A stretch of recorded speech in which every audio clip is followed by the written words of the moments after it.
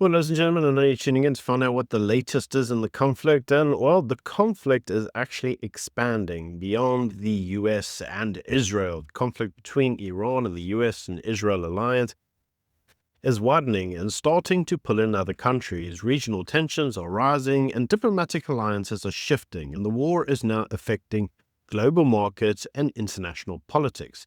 Several incidents suggest that the conflict could spill over into a broader regional confrontation. But before we carry on with the video, can I yet again remind you, if you haven't already, please subscribe to the channel. So, Azerbaijan has accused Iran of launching drone strikes that crossed into its territory, injuring civilians and damaging infrastructure. Azerbaijan's leadership labeled the strikes terrorism and placed the military on high alert. Iran denies any responsibility and claims Israel may be attempting to provoke a wider regional war. Now, Azerbaijan actually is a key ally of Israel and supplies a significant amount of oil to Israel. Strategic infrastructure such as pipelines could become targets if the war spreads, and already Iran has suggested that they would do that they would bomb oil fields in Saudi, the UAE, and Azerbaijan in order to disrupt, oil flow. Now, in terms of the civilian casualties, you've got to remember it's war. There are going to be civilian casualties. Now, we have to remind ourselves that there's a fundamental difference between Israel and Iran. Iran itself is targeting civilian infrastructure in Israel. In fact, the current news is that they are deploying cluster bombs. Now, if you know how a cluster bomb works, basically what it does is one bomb that comes over, it fragments into, say, 20 smaller bombs, and they fly out everywhere. The idea behind the cluster bomb is to bypass the Iron Dome. Have a watch.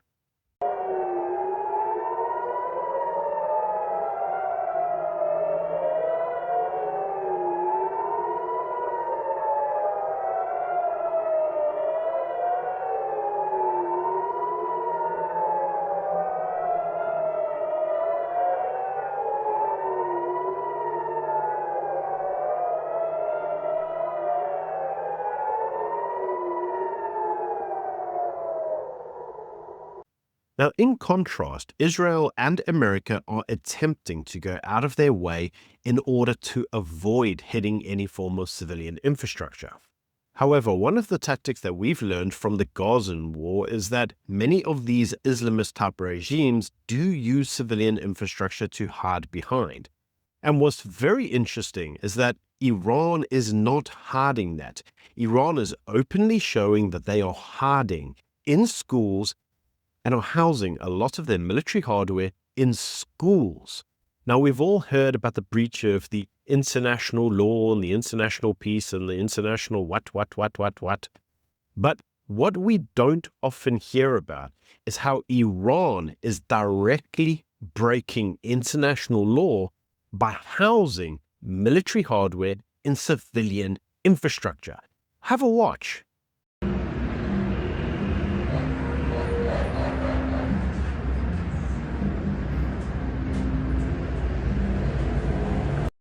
So what do I mean by law that's been broken? Well, the Geneva Convention and the additional protocols all state that you should not use civilian infrastructure to shield military hardware or targets. Article 51.7 of the Additional Protocol 1 explicitly states that parties to a conflict may not use civilians to shield military targets. So in simple words, placing weapons into schools, hospital, or residential buildings is prohibited by international law. Article 58 of the Additional Protocols 1 requires armed forces to avoid locating military objectives within or near densely populated areas. One of the things that we are seeing by a lot of the missile turrets that are being taken out and the bombing of them is that frequently they are within close proximity to civilian territories. There is frequent videos coming out of ballistic missiles being destroyed and civilians watching them from their apartments being obliterated. می‌بینی صدا انفجارشو؟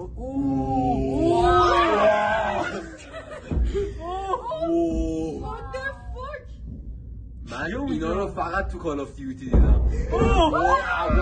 Why are they so close to civilian infrastructure?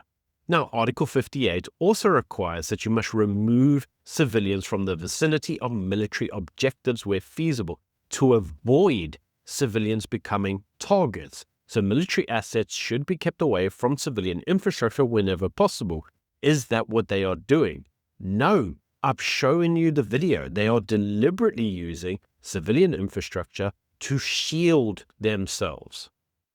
Now, additionally, the Rome Statute of the International Criminal Court specifically lists a war crime as being using the presence of civilians to render military forces or areas immune from military operations. You know, like they do in Gaza, where they literally keep civilians within a densely populated area in order to use them as shields.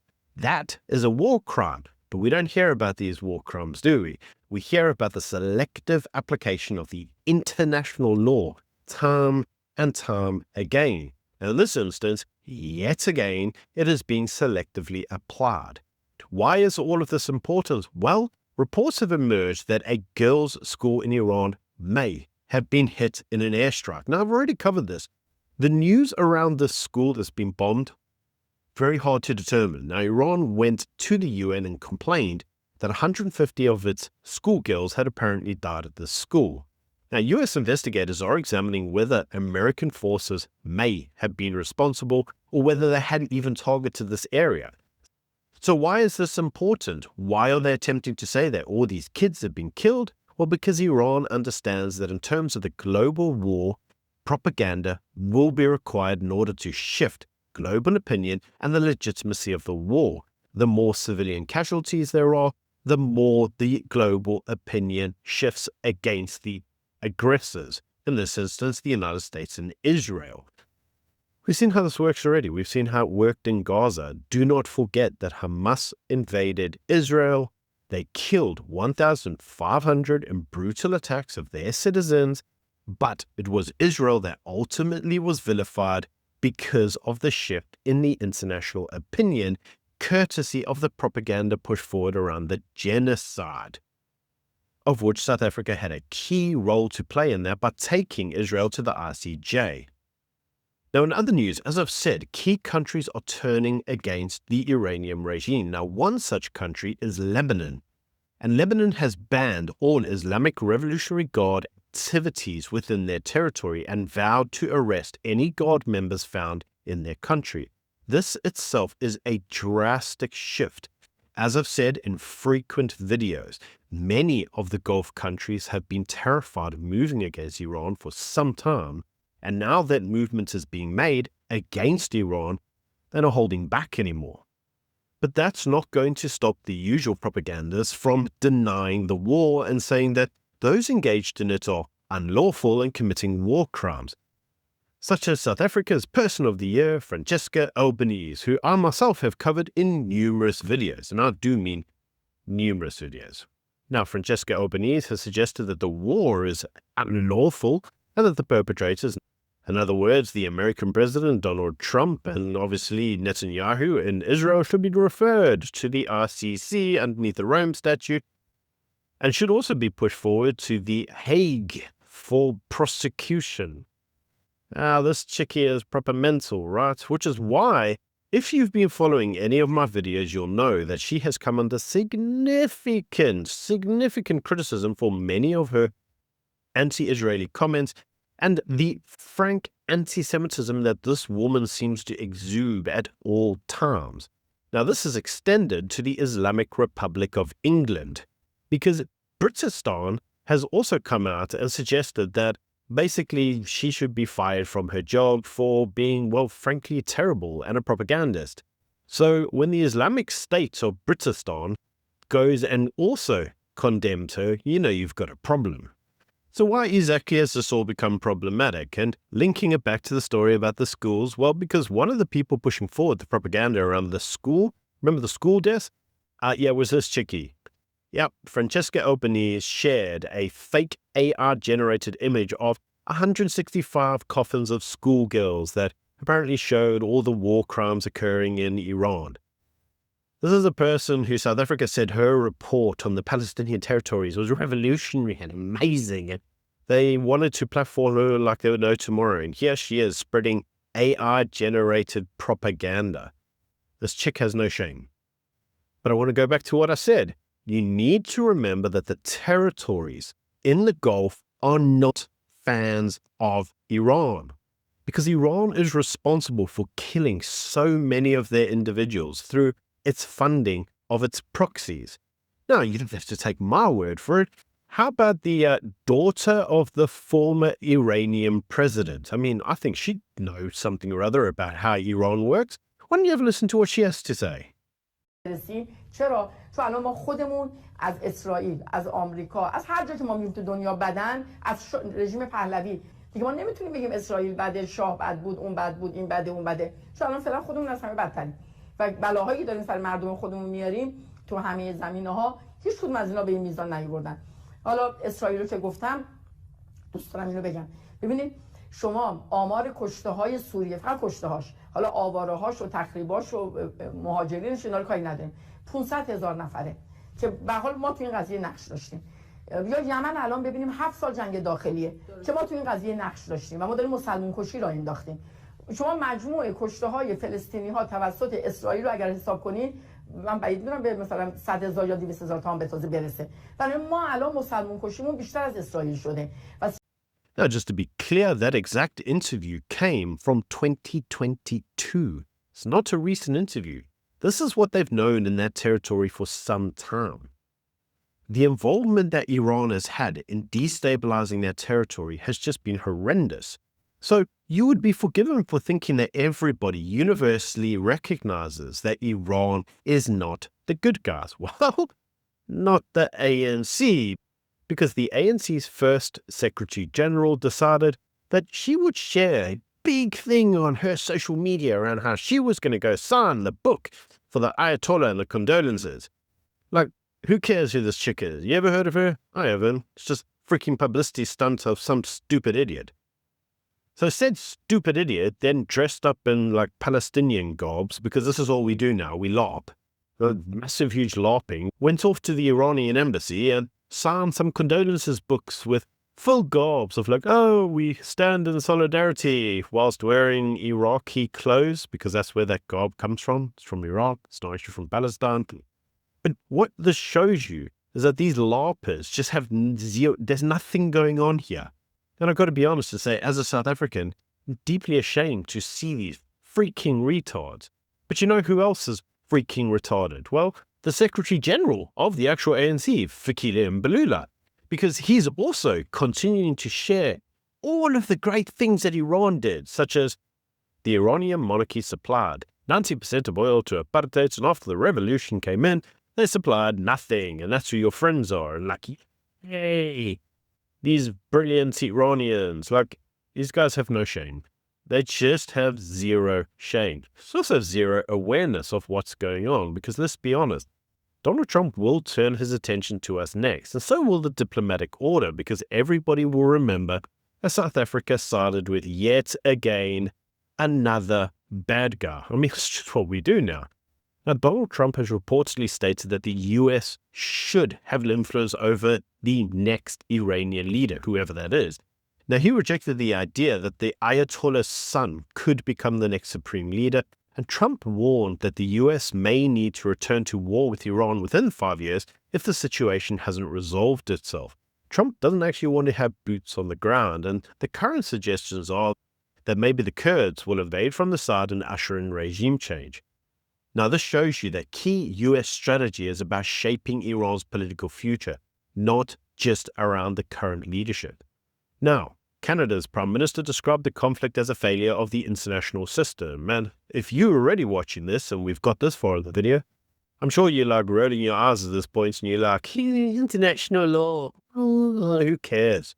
Some Western governments are arguing that the strikes may violate international law, and while others still support Israel and the US, specifically the Gulf countries, because those Gulf countries are now showing that they are a greater ally to the West in terms of the United States than, say, Britain stand. But But the fundamental issue appears to be the lack of consultation that occurred with all of these European unreliable countries, and that's really where the tension seems to have come from, because the US recognizes that the Western order, the international order, is a load of shite, and the individuals are not exactly what you could call as being reliable. But for South Africa, the positioning is just retarded, and I will keep saying this, retarded. US officials have indicated that South Africa's relationship with Iran is a major issue affecting relationships with Washington. This occurred even before the strikes that occurred in Iran. The US is reportedly pushing for policy changes and clear alignment from Pretoria, and the government knows this, but the ANC, key figures in the ANC, just seem reluctant to do anything that is not dumb. And I mean dumb, almost putting all of us and our futures in this country at risk, more so than it already is, because of nothing more than retardation. Now, South Africa is in a very difficult position politically between its Western powers and its historical alliances, but I made it very clear. These historical alliances, they're not you or mine. They're the ANC's. These historical debts, the ANC must pay them. Why do we have to pay them? We already pay for all of the rubbish that the ANC has stolen from the state. We've had to pay all the increased taxes for all of the lame brain ideas that the ANC's had, which we all know all got looted so that they could have new cars and a nice little Bentley on the drive, while the rest of the country starved to death. We should not have to pay the stupid debt that the ANC has with its alliance partners. They need to bog off. Now, global investors are rushing into the US dollar as a safe haven because America's back, baby. And I mean back in a big way. So, would you know it, all of these strikes that are occurring, well, they're propping up the dollar. And one with a brain cell would be thinking to themselves, well, maybe that was Donald Trump's plan all along. And if you watched my video from yesterday, yes, it was. Because Venezuela and Iran were sending subsidized oil to China. Everybody else had to pay the market rate via the US dollar standard. So let's just say they had to pay $1 per barrel. I know it's more, but let's just use that argument, right? China was going to all of these sanctioned countries and paying like 25 cents for it. So the reality was China was getting discounted oil, then using that discounted oil to make cheap crap that they would export to the rest of the world, and the rest of the world's economic bases were all dying because they couldn't compete. They already can't compete with the labor cost because China is a communist shithole. Now, the reality is that that meant that many industries around the world were suffering. Well, would you know it? They're not getting their subsidized oil anymore. China has to now buy oil at the same rates as everyone else, and that will affect China's competitiveness. So, China, the great big dragon that couldn't be slayed, has been defanged. And the reality is that individuals are returning to the dollar. And what has that led to? A weakening rand. The rand, which was growing so well, and Ramaphosa was talking about how South Africa's back, baby. Well, we're not back anymore, because since the war has broken out, the rand has weakened significantly. Higher oil prices itself will increase our inflation, but it's going to increase inflation globally. But don't forget that Gordon Guano a few days ago was saying, oh, we can weather any shock. Well, maybe we can't, because again, the ANC is retarded. Anyway, ladies and gentlemen, that's the news of today. I don't really have a lot else to tell you. Let me know what you think in the comment section below. And until next time, bye.